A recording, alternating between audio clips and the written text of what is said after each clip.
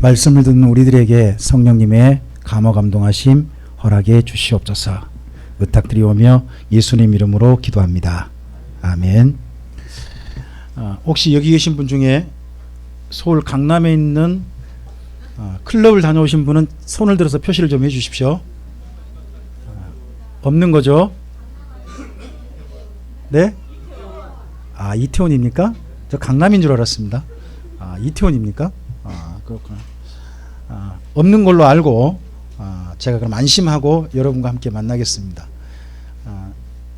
이번에 저는 그 코로나 때문에 하나님께서 어떻게 보면 대한민국 교회에게 여러 가지 기회를 주셨다고 저는 생각합니다. 저는 첫 번째, 신천지라고 하는 단체가 이렇게 못된 단체인 것을 전 국민에게 확 까발려 줄 줄 어떻게 알았겠습니까?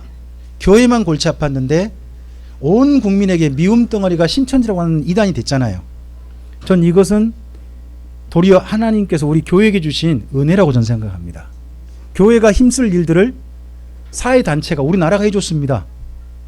그동안 제가 그쪽 일들을 좀 해봤습니다만은 추진했는데 하나도 안 됐던 일들이 이번 짧은 시간에 여러 개가 좀 됐어요.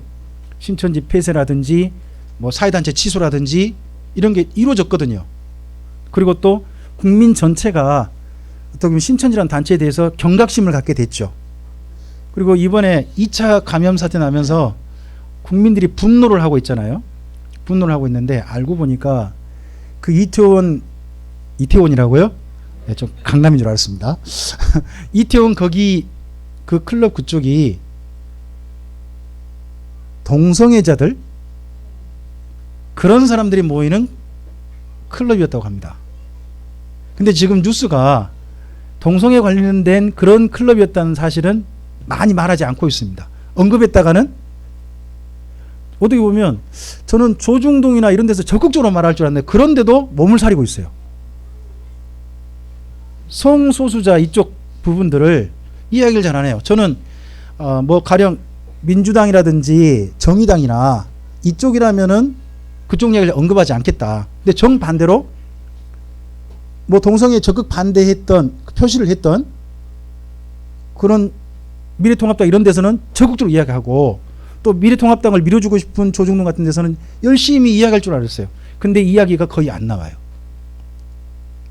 전 점점 좀 불안한 게 있는데 여러분 미국이나 유럽의 기독교 국가들 소위 기독교 국가들의 주류 세력 중에 이미 동성애자들이 진출해 있어요. 우리나라에 유학 다녀온 이들이 동성애에 대해서 많이 인정하고 또 심지어 동성애에 물들어 있는 사람도 유학 다녀온 사람 중에 많아요. 앞으로 우리나라가 어떻게 될지 모르겠습니다만은 이번 뉴스 나온 거 보고 좀 걱정스러운 거예요. 그렇지만 기회라고 저는 생각을 해요. 이 동성애자들이 이번에 자기들이 어떤 욕구를 못 참고 지금 모였다가 이런 일 터진 거 아니에요. 하필 거기서 전 일 터졌다는 것도 저는 하나님께서 우리나라에게 주신 저는 기회라고 생각해요. 더더구나 교회가 이럴 때 더더구나 이럴 때 좀 정신 차리는 기회가 됐다고 저는 생각합니다. 그렇다면은 한 번쯤은 이런 기회를 주셨을 때 교회가 적극적으로 좀 더 윤리적이고 좀 더 건강을 이해하고 좀 더 국가를 이해하고 하는 그런 단체로 그러한 주님의 교회로 이 땅 가운데 좀 드러났으면 저는 좋겠습니다. 지난 시간과 이 시간 지난 시간 제가 아버지의 말씀이라고 해서 잠언 30장에 있는 아굴의 이야기를 여러분과 나눴습니다. 오늘은 잠언 31장에 있는 르무엘 왕의 어머니의 이야기를 보시도록 하겠습니다. 그러니까 지난 시간 우리는 아버지의 말씀을 들었고 이번 주는 어머니의 말씀을 듣는 겁니다. 여러분 그런데 제가 말씀드렸던 것처럼 잠언 1장부터 9장은 어릴 때 자녀에게 한 이야기라면 잠언 30장과 31장은 성년이 된 자녀에게 한 이야기입니다. 그런 가운데 여러분 지난 시간은 이런 것 같습니다. 아버지의 인생 이야기 어떻게 보면 아버지의 인생 뭐라 그럴까 격려 또는 아들 인생을 위해서 좀 남겨주는 그런 뭐 충고 같은 그런 이야기라면 오늘 31장에 있는 이야기는 어머니 이야기인데 약간 좀 다릅니다. 여러분 31장 1절을 다시 한번 읽어보세요. 자, 읽어보겠습니다. 르무엘 왕이 말씀하신 바. 여러분 31장은 그럼 누가 전체 내용을 제공한 거예요? 어머니가 아닙니다. 르무엘 왕이 말씀한 바잖아요. 첫째, 그럼 여기 잠언 31장은 누구의 것이에요? 르무엘 왕의 자료예요. 르무엘 왕의 자료인데 르무엘 왕이 누구한테 받은 바? 어머니에게 받았다는 거예요. 그럼 여쭤볼게요.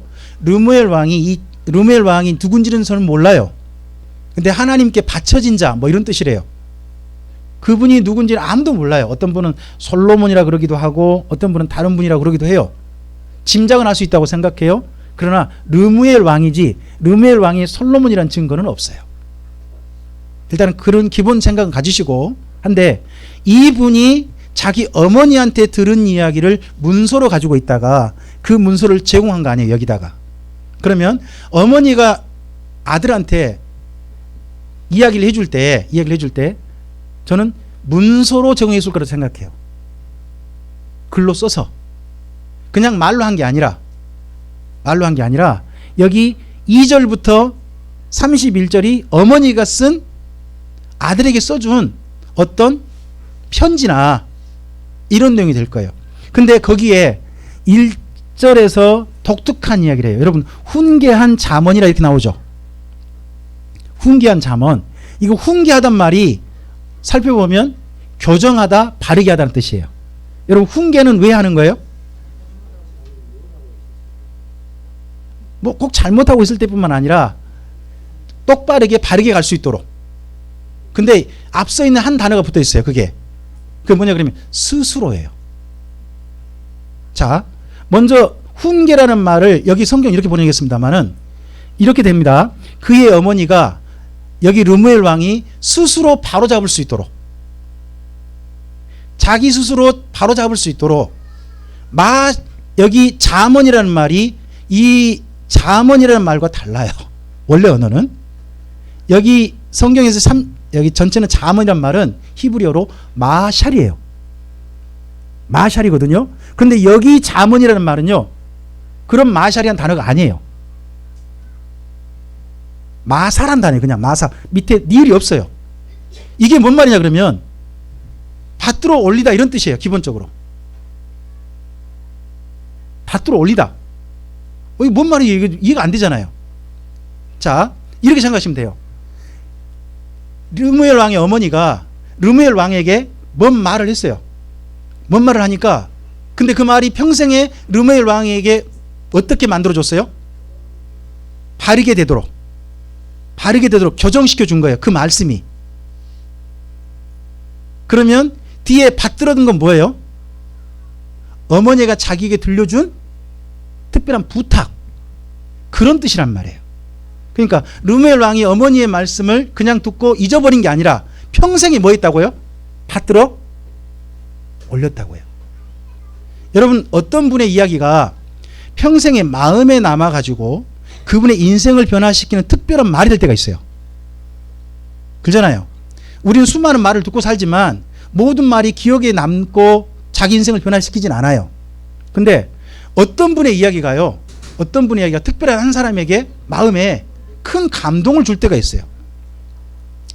제가 다른 분 말고 제가 이제 들었던 분의 이야기니까, 이제 노호 목사님이라는 분이 맨 처음에는 학교도 잘 안 다니고 그런 분이었대요.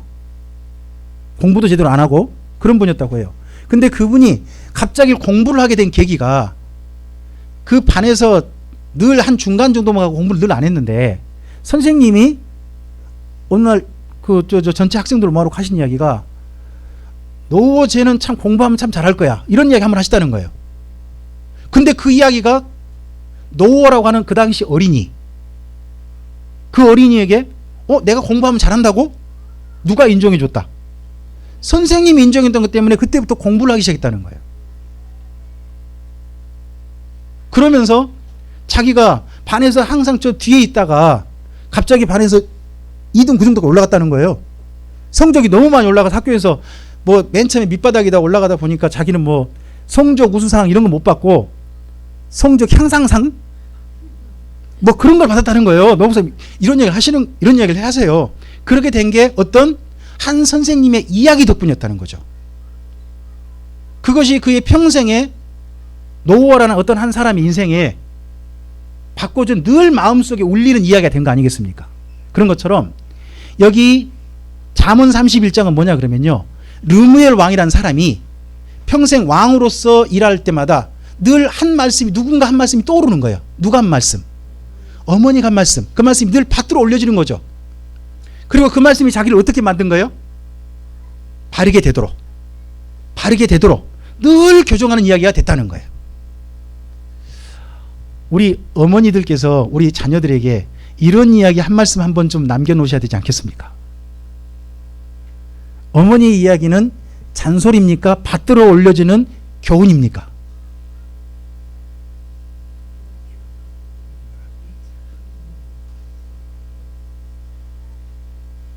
어머님들, 여러분의 이야기가 자녀들에게 잔소리가 되게 하지 마시고 평생 자녀가 그 말씀을 가슴에 담아서 자기 인생을 새롭게 해보고 다시 바르게 하고 다시 바르게 하는 그런 받들어 올려지는 그런 교훈 같은 이야기를 한 번쯤 남겨주셨으면 좋겠습니다. 그 이야기가 얼마나 소중했던지요, 르무엘 왕은 그 이야기를 보존했고 그 이야기가 심지어 어디까지 들어온 거예요? 잠언에까지 들어와 있는 거예요. 자, 오늘 이야기 속에 어머니의 말씀은 특별히 두 가지예요. 앞을 보실까요? 뭐 잠언 31장은 이 두 가지로 크게 정리하셔서 읽으시면 된다고 봐요. 큰 제목 첫 번째 읽어볼까요? 두 번째요? 누구한테 준 이야기예요? 아들인데 뭐가 된? 왕이 된 아들이에요. 쉽게 요즘으로 말하면 뭐죠? 첫 출근하는 아들. 직장을 이제 정규직 잡아가지고 그 직장으로 평생 사는 그 아들한테 이제 뭐예요? 두 가지 이야기 해주는 거예요. 두 가지 이야기 해주는데 이분이 아들을 얼마나 소중히 했는지가 2절에 보면 나옵니다. 2절 한번 읽어볼까요? 내 아들아, 내 태에서는 난 아들아, 내가 무엇을 말하랴? 서원대로 얻은 아들아, 내가 무엇을 말하랴? 여러분 30장하고 31장의 차이가 뭐냐 그러면요, 30장에서는요 아굴이란 분이요 야게라든지 이런 사람 두 명한테 이야기했다는데 아들이란 말 안 써요. 아버지는 좀 간지러운가 봐요, 아들이라 그런 게. 근데 여기 어머니는 자기 아들인 르무엘에게 뭐라고 불러요? 아들아, 아들아, 아들 하는데 맨 처음에 아들 하겠다가 그 아들을 그냥 부르기는 좀 더 좀 아쉬워요. 그러니까 뭘로 난? 내 배에서 난 아들아. 그리고 세 번째는 너는 그냥 아들이 아니야. 내 배에서 그냥 난 거 아니야. 누가 후원해? 누가 주신? 내가 하나님께 소원했고 그래서 얻은 아들이야. 그렇게 소중한 아들이야. 그런 아들인 너한테 내가 무엇을 말해줄까? 무엇을 말해줄까? 무엇을 말해줄까? 평생에 가는 이 아들한테 내가 엄마로서 이제 너가 진짜 왕이 됐는데 그런 아들인 너한테 내가 엄마로서 무슨 이야기를 해줘야 될까? 하고 첫 고민하는 이야기가 2절에 들어있는 거예요. 그러면서 그 아들에게 이걸 하라는 거죠. 힘을 잘 써라. 여러분, 르무엘을 가진 힘이 뭘까요? 왕이요, 왕. 왕이란 힘. 그 왕이란 힘은 어마어마해요. 왕이란 힘을 어떻게 쓸 수도 있다. 그럼 한번 읽어볼까요? 3절 읽어보겠습니다.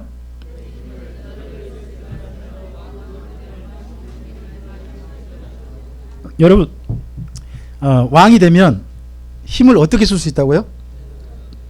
무슨 이야기예요?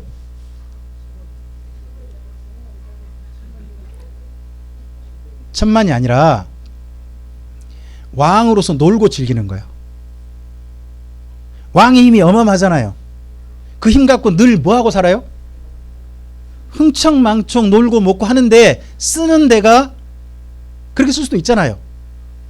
여러분, 우리 인생에게 주어진 힘은 한계가 있다고 저는 생각해요. 어제 잠깐 오랜만에 또 가서 좀 일 좀 도와야 할 일이 있어서 무안 가서 좀 일을 좀 도왔는데 하루 종일 앉아서 좀 일을 하다 보니까 예전에는 미처 몰랐는데 허리가 아픈 거예요. 이제. 그리고 어제 와서 잠을 자는데 팔이 이게 이제 좀 그러는 거예요. 몸이 제가 워낙 안 쓰나 봐 역시. 근데 점점 제 몸이 옛날 4학년 때 몸이 아니란 게 느껴져요. 5학년이구나. 확실한 5학년이구나 하는 생각을 했어요. 그러면서 어제 이제 돌아와서 한 생각이 뭐였냐 그러면 그러면 7학년인 우리 장로님은 몸이 어떠실까? 이런 생각도 해보고 좀 그랬어요. 우리 몸은요 보니까 다 한계가 있더라고요. 힘을 잘 쓸 수 있을 때가 있어요. 지금 현재 우리 정장로님이나 황장로님한테 어디 밭 2,000평 마음껏 지으셔하고 혼자 맡겨놓으면 두 분 못 하실 것 같아요. 이제 몸이 그건 안 될 것 같아요. 기계 같은 것도 다 빌려야 되고 다른 사람 도와줘야 가능하지. 이거 도저히 안 될 것 같아요. 근데 40대 30대는요 나름 가능할 수 있잖아요. 나름 가능할 수 있잖아요. 힘이라는 게 주어졌을 때 어떻게 쓰냐는 각각 다르다고 생각해요. 여러분 근데요 힘은 저는 각각 다양한데 여러분 이 나라에서 사람들이 인정한 힘이란 게 뭘까요? 첫째, 힘이 있다. 저는 첫째는 체력이라고 생각해요. 몸이 힘 아닌가요? 저는 첫째 몸이 힘이라고 생각해요. 두 번째 여러분 또 힘 그러면 뭐가 떠오르세요? 저는 두 번째는 뭐라고 생각하느냐? 관계라고 생각해요. 나와 관계한 사람이 누구냐? 이게 내 힘이에요. 아니라고 생각하시는 분 어떠세요? 저는 일반적으로 힘이라는 게 그게 힘이라고 생각해요. 저 지금 하나님 입장으로 생각한 거 아니에요. 일반 사람들이 지금 생각하는 힘이라고 생각해 본 거예요. 또 힘이 있다면 또 뭐겠어요?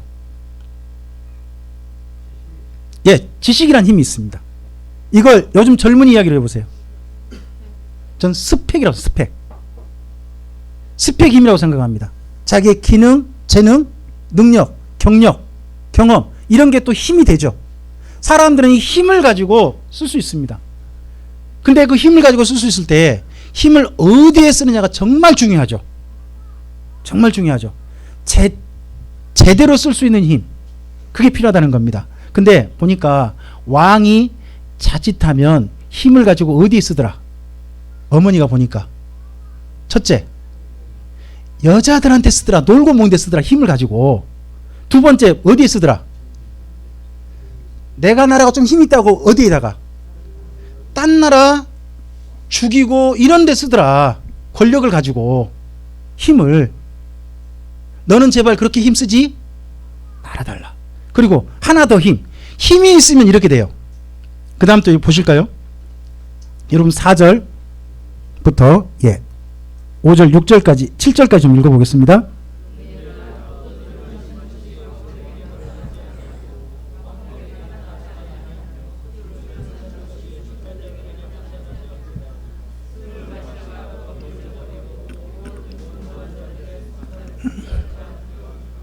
독주는 죽게 된 자에게 포도주는 마음에 근심하는 자에게 줄지어다. 그는 마시고 자기의 빈궁한 것을 잊어버리겠고 다시 자기의 고통을. 여러분 여기서 말씀하는 어머니가 지금 아들한테 무슨 충고를 하고 있는 거예요? 술 마시지 말라. 여러분 잘못 읽으신 게 그러면 술 마시지 말라가 아니에요. 잘 읽어보세요. 술자리에서 뭐가 오가요? 청탁하지 말라는 거예요. 자, 왕이 되면 뭐 할 수 있어요? 국가의 최고 권력을 가지고 있고 집행을 할 수 있고 뭐든지 할 수 있잖아요. 그리고 특별히 이 왕이 또 과거에는 뭘 했느냐? 쉽게 말하면 대법원장이에요. 그럼 뭘 할 수 있어요? 재판을 할 수 있잖아요. 재판. 그러면 재판에 되도록이면 자기한테 유리하게 만들려면 어떻게 해야 돼요? 누구한테 잘 보이면 될까요? 판결자 근데 누구예요? 왕이에요.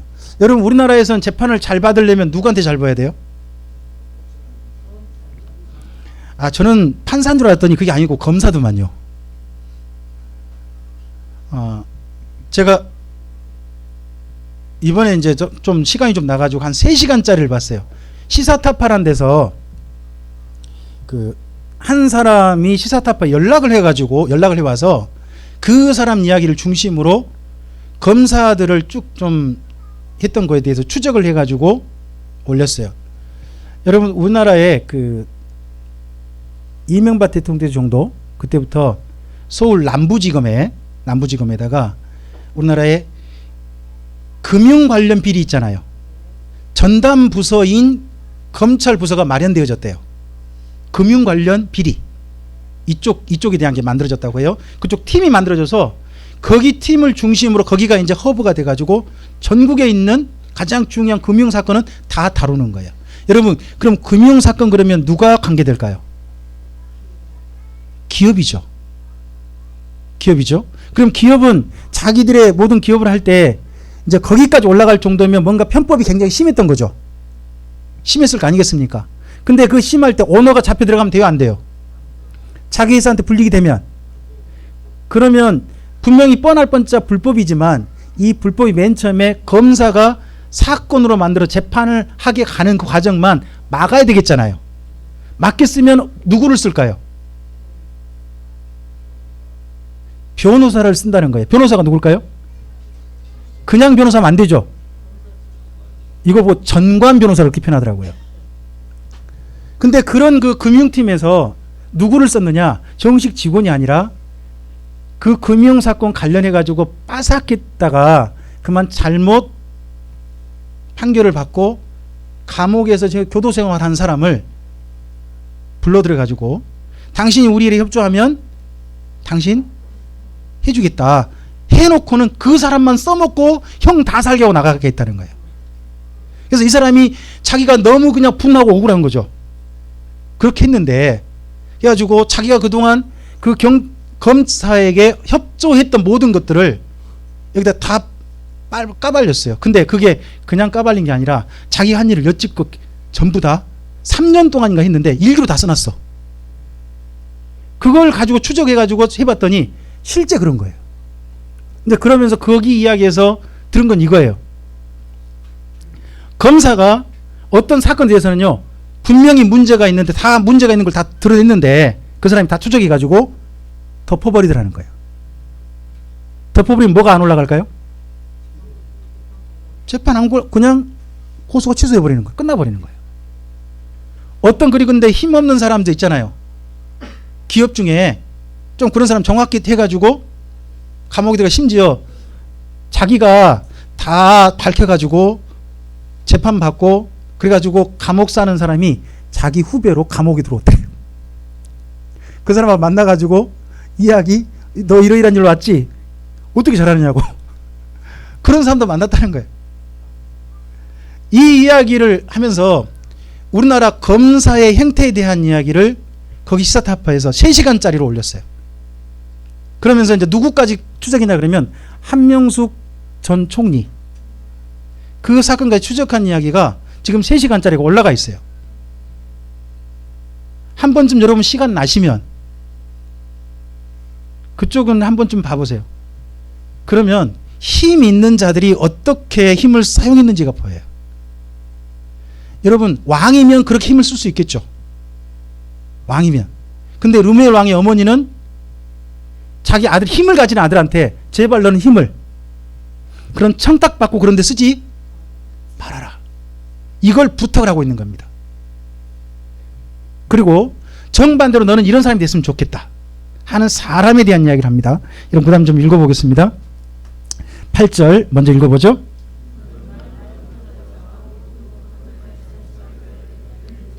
자, 이 왕이 된 아들한테 어머니가 너는 어떤 왕이 되라는 겁니까?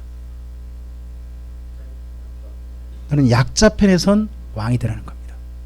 여러분 우리나라의 대통령은 기업 편에 서야 됩니까? 노동자의 편에 서야 됩니까? 모두의 편, 국민의 편에 서야 되겠죠. 제가 아주 여러분한테 잘못된 질문을 한 겁니다. 국민의 편에 서야죠. 근데 한쪽으로 치우치면요 안 되죠. 법이란 건 전부 다 기업하는 사람에게도 정당하도록 또 누구에게도 정당하도록 노동자에게 정당하도록 법이 이렇게 만들어져야 됩니다. 근데 우리나라 법은요 사실상으로 운동장이 기울어졌다고 말합니다. 기업가에 훨씬 더 유리하게 돼 있는 게 사실입니다. 이걸 똑바로 하려고 하면 반드시 옵니다. 근데 르무엘 왕의 어머니는요 왕들이 자칫하면 누구 편만 들더라? 자기 신하 자기 밑에서 있는 이런 사람 편이나 들지 약자들은 눈에 들어오더라 안 들어오더라? 아예 안 들어오더라 하는 겁니다. 여러분 대표적인 혹시 이런 이야기 기억나세요? 빵이 없으면 케이크를 먹으면 되지. 혹시 이런 이야기 들어보신 적 있나요? 일반적으로 이제 우리에게 알려지기는 프랑스의 루이 16세입니까? 마리 왕뚜아네, 입이 참. 마리 왕뚜아네트. 그 여자분 이름 참 제가 발음하기 좀 힘들어서. 그 여자분이 했다라고 그렇게 말을 합니다만은 그 여자분은 하지 않았다고 합니다. 사실 루이 14세의 아내가 있다고 합니다. 아내가 한 말을 갖다가 마리 왕따들 이 여자를 갖다가 죽이기는 어떤 명분을 만들기 위해서 그 여자가 이야기한 것처럼 그렇게 했다는 겁니다. 여러분 비슷한 사례가 우리나라에 좀 아까 있었습니다. 여러분도 잘 아시는 사례일 겁니다. 우리나라에 배추값이 금주값 될 때가 참 많지 않습니까? 배추가. 근데 하필 그게 이명박 대통령 때 한번 배추값이 금주값이 됐습니다. 그래가지고 배추값 금주값 되니까 이제 이게 들썩들썩하고 난리가 났지 않습니까? 그때 이제 대통령이 나오셔가지고 이런 얘기를 했습니다. 요즘 양배추를 김치를 만들어 먹어봤더니 되게 맛있더라. 양배추를 사서 김치로 만들어 드시라 했어요. 근데 이분이 한 가지 미처 파악을 못했다고. 양배추 값도 그때 가격이 엄청 올라갔거든요. 이걸 파악하시고 이야기하시면 뭐예요? 좀 괜찮잖아요. 근데 이게 파악이 안 되고 이야기하셔버리니까 이게 도리어 그 이야기하신 게 역풍을 맞고 말았죠. 그러면 뭐가 보여요? 사실 국민들은 눈에 들어오지 않는다. 하는 게 있잖아요. 근데 어머니가 부탁하는 거예요. 왕이 자칫하면 누구한테만 눈이 간다. 있는 자, 이런 사람은 눈 간다. 제발 가장 약자, 힘없는 자들에게 너의 눈이 결코 거기에 고정돼서 있으라. 차라리 이걸 부탁합니다. 그럼 이건 뭐예요? 저는 사람이 되는 거라고 생각합니다. 사람이 되라. 이런 사람이 되라. 마음이 좀 그래라 하는 겁니다. 그 다음 읽어볼까요? 9절입니다. 읽어보시죠.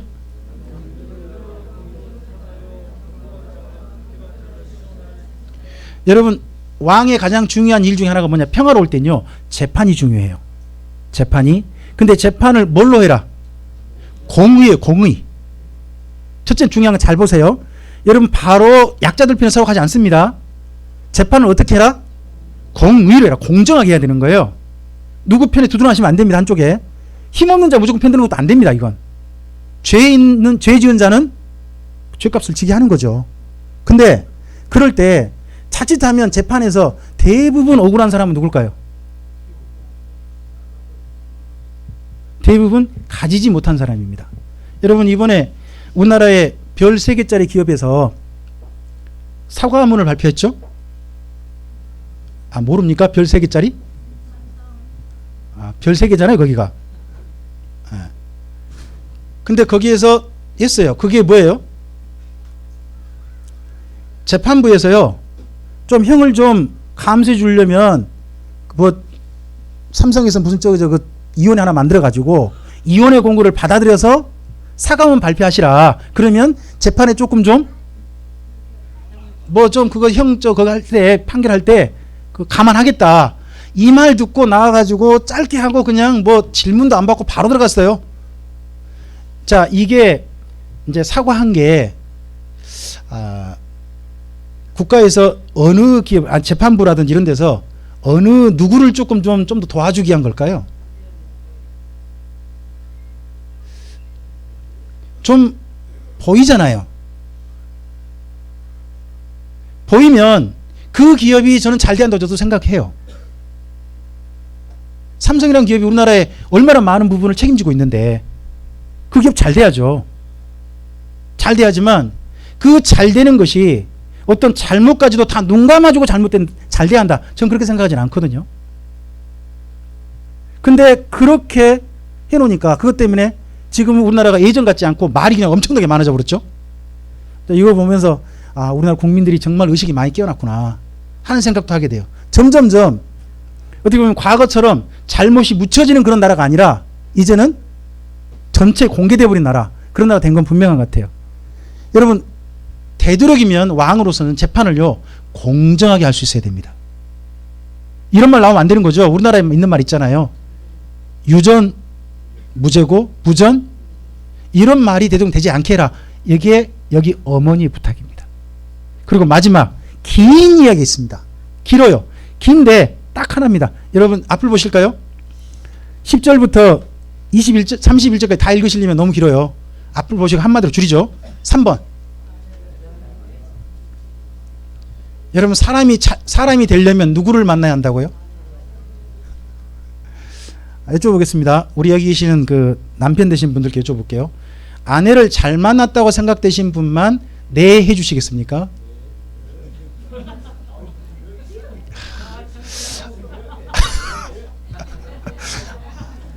다시 한번 거기 문 열어놓으세요. 유아실 안 들려. 다시 한번 여쭤볼게요. 나는 아내를 진짜 잘 만났다 생각하신 분만 네라고 해주시겠습니까? 유아실만. 소리가 안 들려. 했습니까? 그랬습니까? 여러분 사람이 되는 방법 중에는요, 사람을 만나는 것도 사람이 되는 겁니다. 내가요 사람이 된다는 것이요 사실은 다른 사람이 영향받은 겁니다. 여러분 친구를 보면 친구를 안다 그러잖아요. 근데 평생의 친구, 평생에 영향 주는, 우리 인생에 영향 주는 사람은 누굴까요? 남편과 저는 아내라고 생각합니다. 근데요 물론 이 중요성은 알아요. 저는 읽어보면서 조금 좀 웃음이 나왔어요. 예전엔 미처 그냥 있다가 여기 10절부터 31절이면 르무엘 왕의 아내잖아요. 여쭤볼게요. 르무엘 왕의 아내를 일반적으로 누구라 불러요? 왕비라 부르죠. 왕비는 어떤 여자야 될까요? 이쁘고 또 네. 그럼 좀 더 여쭤볼게요. 왕비는 장사를 잘해야 될까요? 그런가요? 그런가요? 그러면 왕비는 새벽부터 일어나서 저녁 늦게까지 일을 해야 될까요? 그럴까요? 그런 거예요? 그 다음에 왕이 그 밖에 사람 나가가지고 내가 이렇게 왕 잘 된 건 내 아내 덕이요? 이런 말 할 수 있는 그런 여자야 될까요? 그럼 좋죠.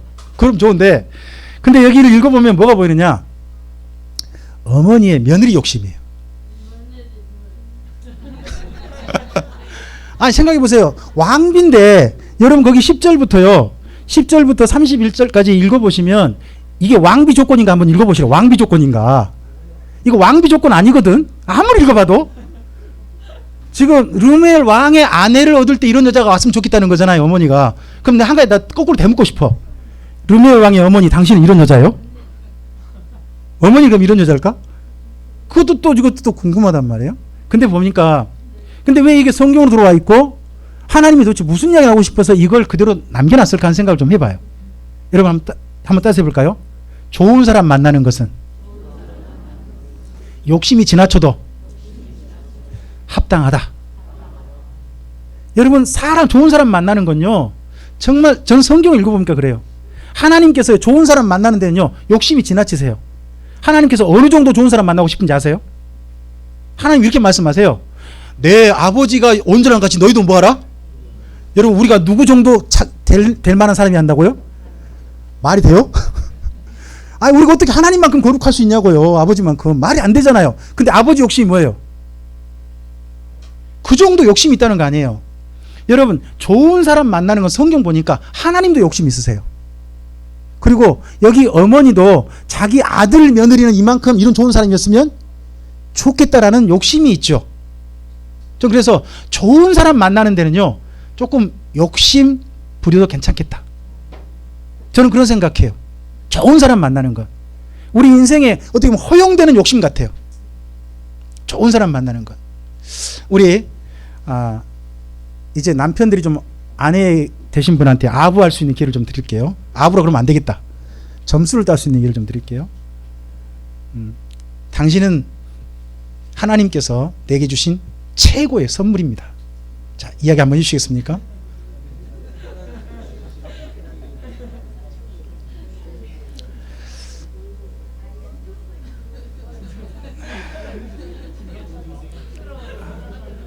말을 못합니까?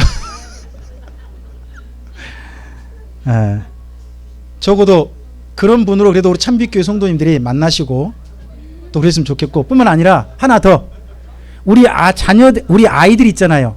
성년이 됐을 때 만나는 며느리와, 또는 저도 뭐 언제인지 모르지만 제게 사이들 없겠죠. 그런 날 전 사람에 대한 욕심이 있는 건 저는 당연하다고 생각해요. 저 그런 생각 들지 모르겠어요. 딸 도둑놈. 저 그런 생각 들지도 모르죠. 아니, 내 딸 주기 아깝다 이런 생각 들 수도 있잖아요. 왜요? 사람 욕심이니까. 좋은 사람에 대한 욕심은요, 여러분 성경에서 당연한 것 같습니다. 우리 자녀들이 좋은 사람 만나도록, 특별히 평생을 함께 할 수 있는 사람, 진짜 좋은 사람 만나도록 우리가 그런 욕심은 좀 가져봅시다. 그리고 이왕이면 그런 욕심 가지되 그런 사람이 되도록, 그런 여자에 또 어울리는, 그런 남자에 어울리는 우리 자녀가 될 수 있도록 잘 기를 수 있는 우리들이 되었으면 좋겠습니다. 오늘 앞에 있는 제목 두 가지만 다시 한번 읽어볼까요? 큰 제목, 힘을. 우리 일 나가는 이제 성년이 된 아이들한테 이야기 꼭 해줍시다. 너의 가진 힘을 제대로 바르게 써라. 두 번째 이야기 뭐라고요? 이 두 가지는 우리 자녀들한테 꼭 이야기해줘서 평생에 마음에 울리는 이야기로 남겨지게 되기를 바랍니다. 기도하겠습니다. 주님 감사합니다. 함께 주의 말씀을 대했습니다. 이 말씀을 살펴보면서 르무엘 왕이라는 분이 자기 어머니의 말씀이 평생에 그를 바르게 하고 또 새롭게 하고 그가 마음속에 담을 수 있는 말씀으로 받았음을 다시 한번 생각하게 됩니다. 우리가 자녀들한테 해주는 이야기가 과연 자녀들이 평생에 가슴에 남도록 그렇게 담겨질 만한 이야기로 그렇게 전해주었는지, 우리 자신의 말의 온도, 말의 가치도 다시 한번 생각하게 됩니다. 주님, 우리 자녀들이 정말 주님 안에서 올바르고 건강히 자라게 해주시되 좋은 사람 만나고 좋은 사람이 되고 그가 가진 힘을 잘 쓸 수 있는 그런 자녀들로 이 땅 가운데 나타나도록 우리들이 역할을 잘할 수 있는 참빛교회 모든 성도들, 가정의 부모님들 되게 해 주시옵소서. 그런 자녀들로 우리 참빛교회 성도들의 가정의 자녀들이 자라도록 도와주시옵소서. 주님께 의탁드리오며 예수님 이름으로 기도합니다. 아멘.